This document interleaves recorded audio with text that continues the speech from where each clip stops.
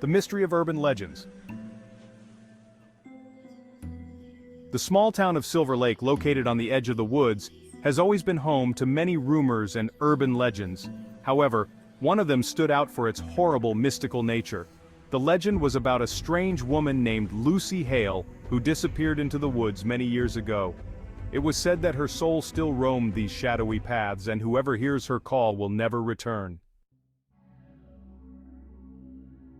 A terrible curse. Lucy was an ordinary girl living in Silver Lake. She worked at the local library and often spent her time among the book pages, immersed in worlds full of adventure and mystery. But one day, when she returned home late at night, she was seen for the last time. The next morning, the whole town was in an uproar. Lucy had disappeared without a trace, and the search was fruitless. From then on, strange things began to happen in the town. People who dared to walk in the woods after sunset began to talk about whispers coming from deep within the trees. They said it was Lucy's voice calling for help, but those who tried to find her never returned. Exploring the mystery. Several years passed, and a group of teenagers, including John, Emily, Thomas, and Sarah, decided to find out the truth about Lucy. They were determined to explore the forest and solve this terrifying mystery. Equipped with lanterns and tents, they set off, unaware of what awaited them. As the sun began to set and the forest fell into darkness, the teens pitched their tent and built a fire. As they discussed the legend, they began to sense that someone was watching them. Every rustle in the woods made their hearts beat faster. Soon, Emily suggested they play a game of truth or action to dispel their fears.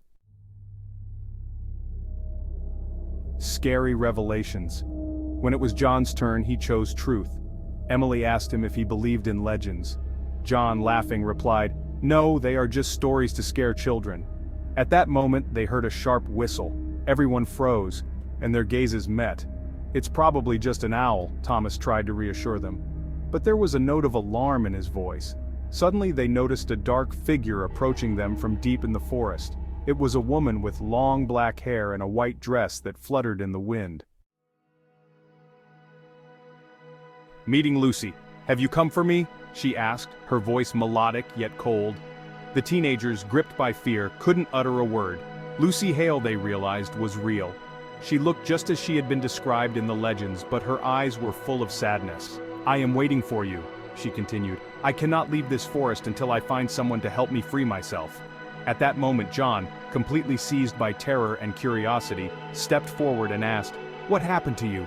Lucy told them how she had gotten into the forest and how she had been visited by an evil spirit who had locked her soul in that place. She was doomed to wander alone, and now she needed help to get rid of the curse. Consequences. The teenagers decided to help Lucy.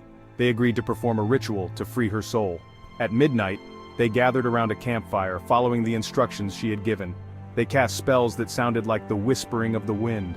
But at that moment, the forest was filled with sounds that resembled screams, and dark shadows began to surround them. Suddenly, everything went silent, and Lucy disappeared. But the teens realized that they were not alone. The dark entities that used to be in the forest were now closer. They began to feel something cold touching their skin. They rushed to run, but the forest seemed endless.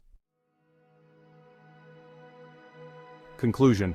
In the end, only Emily was able to make it out of the forest.